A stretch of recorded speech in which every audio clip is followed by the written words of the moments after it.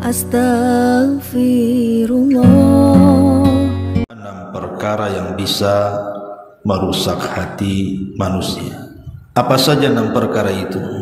Dan kenapa pembahasan ini sangat penting? Karena kita tahu bahwa rusaknya hati itu akan merusak badan dan lisan seseorang. Dan itu berdasarkan hadis yang ma'ruf, ala wa inna fil jasadi mudghah idza saluhat saluhal jasadu kulluh wa idza fasadat fasadal jasadu kulluh ala wahiyal qalb. Di dalam tubuh manusia itu ada segumpal daging. Kalau dia baik maka akan memperbaiki semuanya. Tapi kalau dia jahat maka akan mencelakakan semuanya. Itulah hati manusia. Dari hadis ini kita tahu bahwa hati itu penentu. Sebagaimana perkataan Imam Ibnul Qayyim rahimahullahu ta'ala, al-qalbu kal malik. Hati itu seperti raja. Dialah yang kemudian mengatur segalanya. Kalau hati mengatakan kepada mata, pandanglah yang haram, maka mata akan memandang yang haram. Kalau kata hati, pandanglah yang baik, maka mata pun akan memandang yang baik. Kalau hati mengatakan kepada kaki, langkahlah ke tempat haram, maka kaki akan melangkah ke tempat haram. Begitu juga kalau hati mengatakan langkahkan kakimu ke tempat yang baik, maka kaki pasti akan melangkah ke tempat yang baik, dan begitu seterusnya. Itulah posisi hati.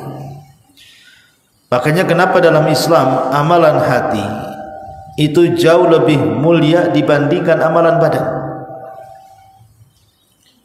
Amalan hati itu lebih mulia jauh dibandingkan amalan badan. Bahkan amalan badan dan lisan sekalipun diterimanya itu dikarenakan karena amalan hati. Karena amalan hati itu penentu masalahnya. Lah, dari sini kita tahu tentang pentingnya pembahasan ini. Jangan sampai hati kita rusak. Ma'asyiral muslimat yang dimuliakan Allah Subhanahu wa taala. Lalu apa saja 6 perkara yang bisa merusak hati itu? Ini dirangkum dari ucapan seorang imam tabi'in, imamnya para tabi'in, Hasan al-Basri rahimahullahu ta'ala. Qala al-Hasan al-Basri rahimahullahu ta'ala, fasadul qulubi mutawalladun min 6 asya'a. Rusaknya hati itu dilahirkan karena 6 perkara. Yang pertama, yudhnibuna bi raja'i taubati. Mereka melakukan dosa dengan harapan mendapatkan tobat. Yang kedua, wa yata'allamuna al-ilma wa la ya'maluna bi.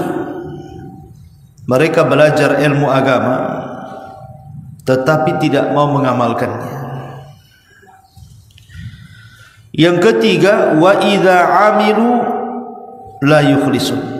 Kalaupun mereka mau mengamalkan ilmunya, mereka tidak ikhlas dalam pengamalannya. Yang keempat, wa ya'kuluna rizqallahi wa la yashkurun. Mereka memakan rizki Allah tapi mereka tidak pernah bersyukur. Yang kelima, la yardawna bi kismatillahi azza wa jalla. Tidak pernah merasa puas dan redha dengan pemberian Allah Subhanahu wa taala. Dan yang terakhir, yang nomor 6, wa yudfinuna mautahum wa la ya'tabirun. Mereka menguburkan orang-orang mati di sekitar mereka, tapi tidak pernah mengambil ibrah dari kematian. Inilah 6 perkara yang kita akan jelaskan, dirangkum dari perkataan Al-Imam Al-Hasanul Basri rahimahullah ta'ala. Yang pertama, yudhnibuna bi raja'i taubati. Yang merusak hati adalah mereka melakukan dosa dengan harapan mendapatkan taubat. Ini bahaya, dan ini yang paling banyak di masyarakat, di mana orang-orang yang melakukan maksiat kepada Allah Azza wa Jalla, entah mereka tidak salat, artinya meninggalkan kewajiban, entah mereka tidak puasa Ramadan, entah mereka tidak menunaikan zakat, entah mereka sudah sanggup haji tidak haji, atau terang-terangan melakukan maksiat seperti minum khamar, judi, zina, dan yang semacamnya. Terkadang kalau diingatkan itu, kapan lu tobat? Kapan kamu mau tobat? Ah, nanti aja, masih ada waktu, saya kan masih muda, nantilah usianya kalau sudah dekat-dekat 60-70 tahun baru saya tobat katanya. Atau nantilah habis umroh, habis haji katanya. Kenapa bisa orang itu kemudian mengungkapkan kata-kata seperti itu? Kalau disuruh tobat itu gayanya nanti-nanti, lagunya nanti-nanti. Ah, nantilah, kan masih ada waktu, saya kan masih muda belum tua. Ya tadi karena hatinya rusak, hatinya sudah rusak, di mana mereka melakukan dosa itu biraja'i taubati, karena ada harapan, oh nanti juga kan ada waktu bisa tobat. Bukankah Allah itu Ghafur? Bukankah Allah itu Rahim? Allah itu Maha Pengampun, Allah itu Maha Penyayang katanya. Akhirnya meremeh-remehkan dosa karena keyakinan seperti itu karena rusaknya hati. Dia tidak tahu bahwa ketika dia mengucapkan kalimat seperti itu, bahwa apabila kemudian kita katakan kapan kamu taubat, kemudian dia mengatakan ah nanti dulu, usia saya masih panjang, nanti dulu, saya belum haji, belum umrah, dan begitu seterusnya. Dia tidak paham bahwa dia tidak tahu usia dia sampai kapan. Kematian orang itu kan tidak tahu. Siapa yang tahu kematian orang? Wa ma tadri nafsum madza taksibu ghadan wa ma tadri nafsum bi ayyi ardin tamut, kata Allah. Jiwa itu loh tidak tahu apa yang terjadi besok pagi, dan jiwa juga tidak tahu tempat kematiannya di mana. Makanya kenapa para ulama mengatakan jangan menunggu-nunggu tobat. Kalau bisa hari ini berdosa, hari ini juga tobat.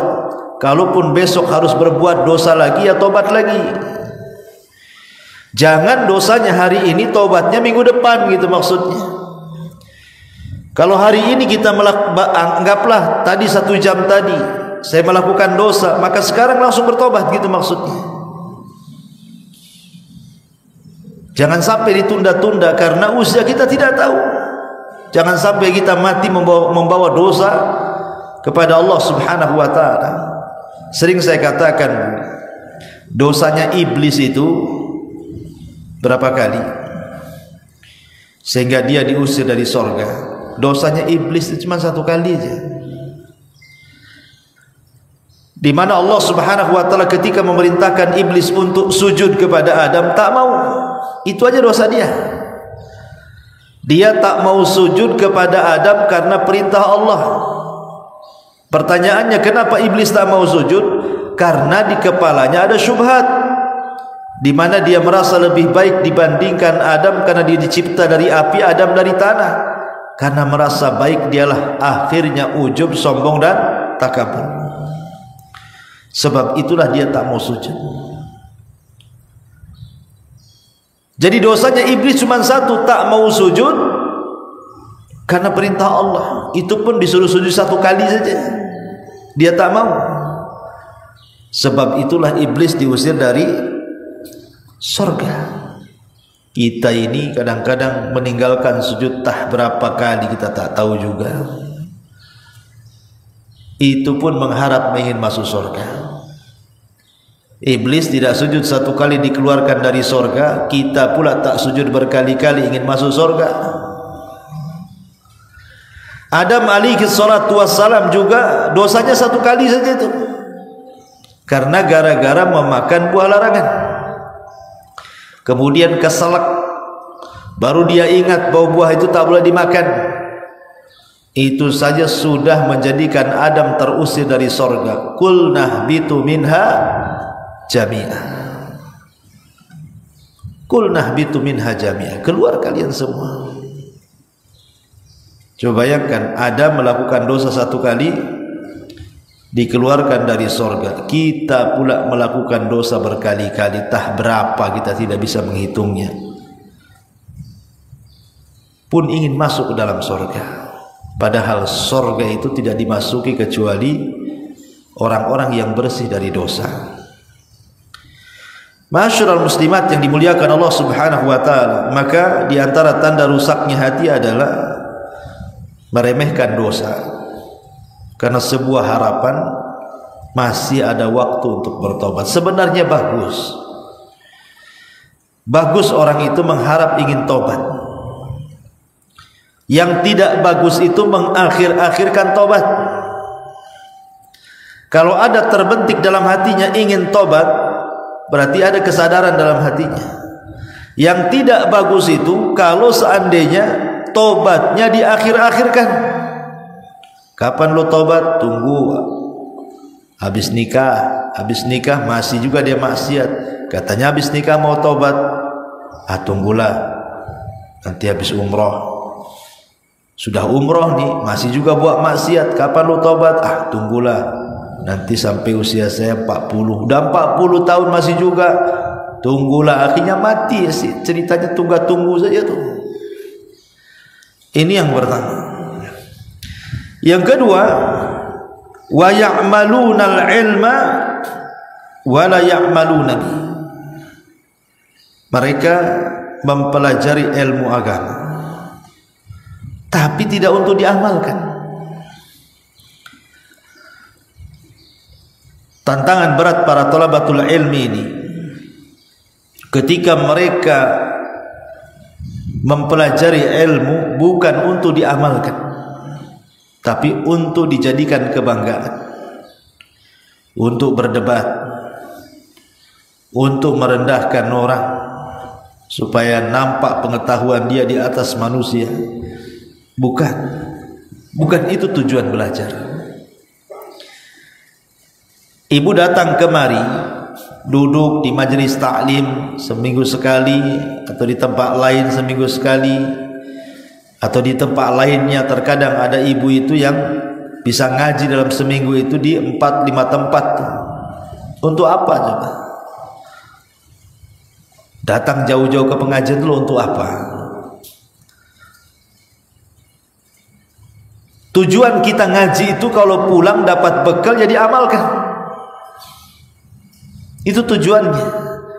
Karena rusaknya hati, kata Hasan Al-Basri, ketika orang belajar tidak ada niat untuk mengamalkan pengetahuannya. Memang tidak semua pengetahuan harus diamalkan. Seperti ibu punya pengetahuan tentang haji, tetapi kan ibu tidak bisa haji karena tak ada duit. Ya terpaksa kan gugur haji bagi ibu. Jadi tidak semua yang ibu ketahui harus diamalkan, tetapi minimalnya yang bisa diamalkan, amalkan. Yang tidak bisa diamalkan karena tidak punya kesanggupan, maka bertakwalah kepada Allah Subhanahu wa taala semampu kita. Fattaqullaha mastata'tum, bertakwalah kalian semampu kalian. Kemudian yang ketiga, wa idza amilu la yukhlisuna, walaupun mereka mau mengamalkan pengetahuannya tapi tidak ikhlas, alias riya. Ini penyakit hati. Riya itu penyakit hati. Makanya sering saya contohkan bagaimana kisah Zainul Abidin rahimahullahu ta'ala. Zainul Abidin ini dikenal dalam sejarah orang yang banyak memberikan sedekah, tetapi sedekah yang diberikan Zainul Abidin ini sadaqatus sir, sedekah yang tidak terang-terangan. Tidak ada yang tahu kalau Zainul Abidin ini dia bersedekah. Kenapa? Karena sedekahnya tengah malam, ketika manusia sedang tertidur, dia menggendong gandum kemudian meletakkan di depan setiap fuqara wal masakin sebanyak 70 pintu setiap malamnya. Diletakkan satu di sini, diletakkan satu di sana, diletakkan satu di sana lagi. Subhanallah. Setiap orang miskin ini besoknya membuka pintu sudah ada makanan tuh di depannya tuh. Enak enggak? Enak lah. Buka pintu udah ada beras di situ kan. Enggak perlu beli-beli. Tapi walaupun demikian, Zainul Abidin ini masih dicela orang. Dan dikatakan orang kaya bakhil katanya. Mereka tidak paham siapa yang selama ini memberi makan di depan rumah-rumah mereka. Begitulah manusia tidak bersyukur.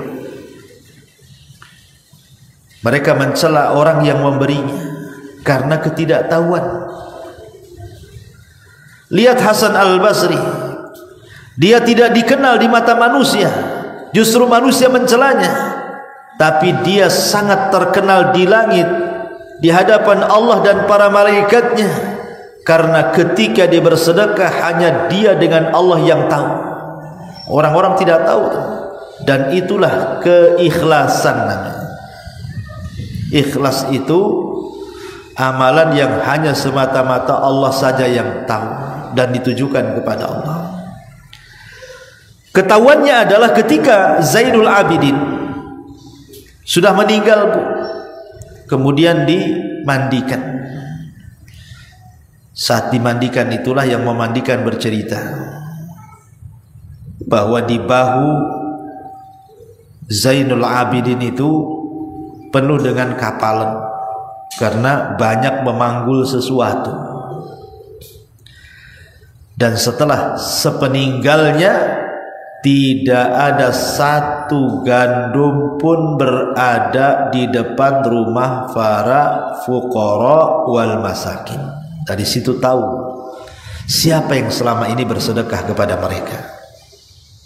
Lah itulah ikhlas namanya. Ikhlas itu menyembunyikan, cukuplah kita yang tahu dengan Allah Azza wa Jalla.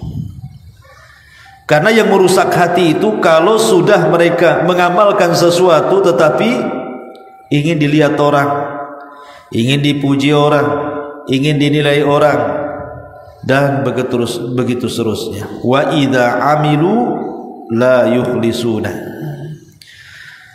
Kemudian yang keempat, wa ya'kuluna rizqallah wa la yashkur. Mereka memakan rizki Allah tapi mereka tidak pernah bersyukur kepada Allah. Ada manusia-manusia itu, Bu, yang tidak pernah bersyukur kepada Allah Subhanahu wa taala. Seperti dulu pernah saya jelaskan ketika kita membahas kitab Tauhid, ada orang-orang yang tidak bersyukur kepada Allah Azza wa Jalla. Contoh, ibu naik motor, dibonceng tukang ojol, tukang ojek, atau naik taksi online. Tiba-tiba kemudian dari yang berlawanan arah ada motor lain, ada mobil lain, hampir tabrakan. Tetapi Allah selamatkan ibu dan sopirnya. Tiba-tiba ibu katakan, kalau bukan karena kamu, tentu habis kita di sini. Kalau tentu karena kepiawaian kamu, karena kecerdasan kamu nyetir tadi, aduh, saya sudah di Tamiang mungkin. Lah menasabkan keselamatan kepada sopir, menasabkan keselamatan kepada tukang ojek ataupun tukang taksi dengan mengatakan karena kecerdasan mereka ibu selamat, itu namanya tidak bersyukur dengan rizki Allah. Keselamatan itu rizki yang kasih itu Allah, bukan karena sopir tadi. Harusnya ibu jangan ngomong kalau bukan karena kamu, tapi ibu katakan kalau bukan karena Allah kemudian kamu. Nah, gitu bahasanya. Coba kalau tidak ada Allah kemudian kamu, habislah saya. Nah, itu bahasa yang benar, supaya kita tidak melupakan Allah subhanahu wa ta'ala yang memberikan rezeki kepada kita. Pokoknya apapun masalahnya, bu, jangan tinggalkan Allah. Kalau bukan karena Allah, kalau bukan karena Allah, itu penting tuh. Karena itu bentuk kita bersyukur akan nikmat Allah subhanahu wa ta'ala. Ataupun diberikan rizki yang luas oleh Allah subhanahu wa ta'ala, tapi digunakan untuk bermaksiat, itu tidak bersyukur tuh. Allah kasih lo uang banyak-banyak, malah digunakan mabuk, digunakan judi, digunakan zina, digunakan hura-hura, jalan sana jalan sini, semua akan ditanya. Karena harta yang kita miliki itu titipan Allah, dan Allah ingin melihat apakah dia gunakan di jalannya ataupun tidak. Jangan seperti Qarun yang dititipi harta tiba-tiba sombong melawan Nabi Musa, bahkan menasabkan nikmat itu kepada dirinya pula. Innama utituhu min ilmin inni, kekayaan ini karena saya cerdas, kata Qarun. Maka Allah katakan fa khassafna bihi wa bidarihi al-ardh, kami tenggelamkan Qarun dan seluruh kekayaannya.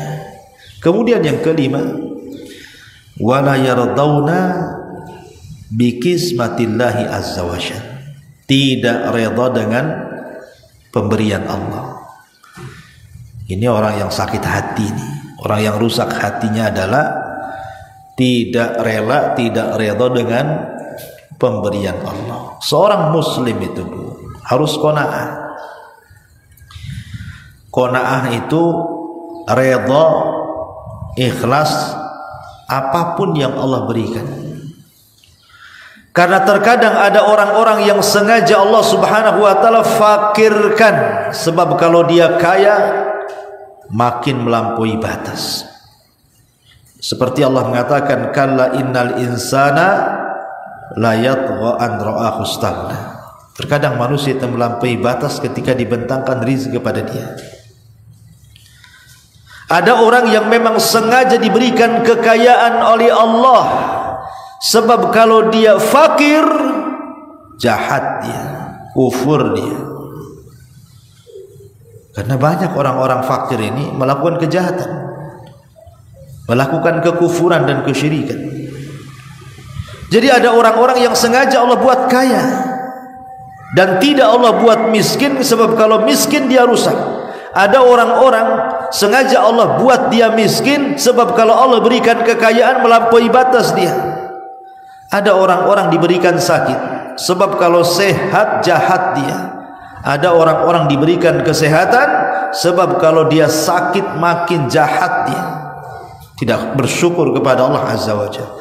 Jadi semua itu tidak lepas daripada hikmah, tidak lepas daripada hikmah yang Allah azza wa jalla berikan kepada kita.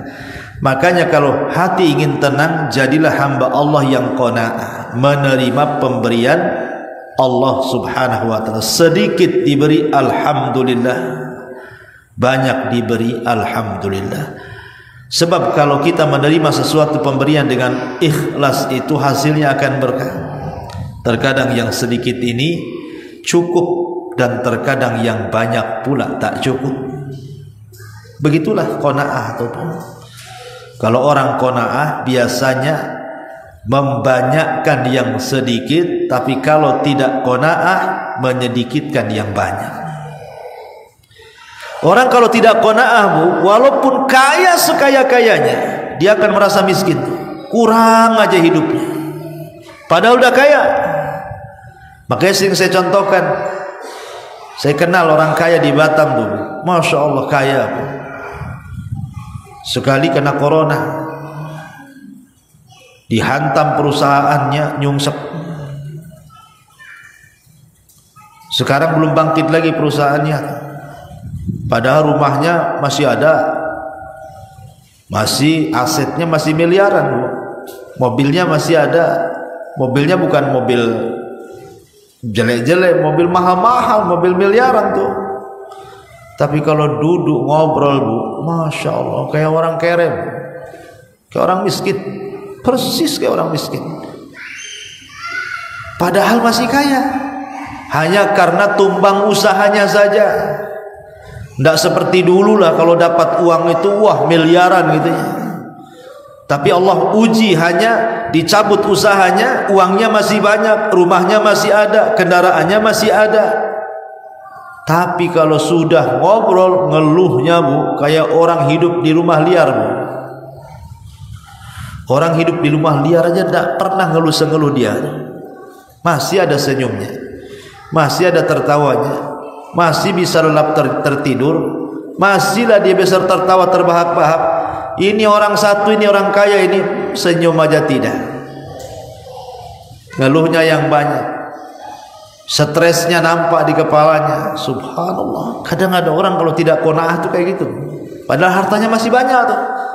Makanya saya katakan tadi, kalau orang qanaah itu membanyakkan yang sedikit, tetapi kalau orang yang tidak qanaah itu justru menyedikitkan yang banyak. Banyak hartanya tapi tetap sedikit di mata dia. Itu kalau tidak qanaah. Ya. Dan yang terakhir, wa yudfinuna mautahum. Mereka menguburkan orang-orang mati di antara mereka, wala ya'tabirun, tetapi tidak mengambil pelajaran. Ada orang-orang mati itu jelas-jelas dia yang memandikannya, dia yang mengkafaninya, dia ikut juga mengantarkan kerandanya sampai di kuburan, dia pula yang masuk ke lubangnya, dia pula yang ikut menguburkan dengan mencangkul tanahnya. Tapi pulang dari kuburan tidak ada pengaruh sama sekali bahwa dia akan seperti dia, bahwa dia akan seperti orang yang mati itu. Tak ada nampak-nampak lebih solehnya, tak ada nampak-nampak rajin ibadahnya, kayaknya biasa-biasa saja.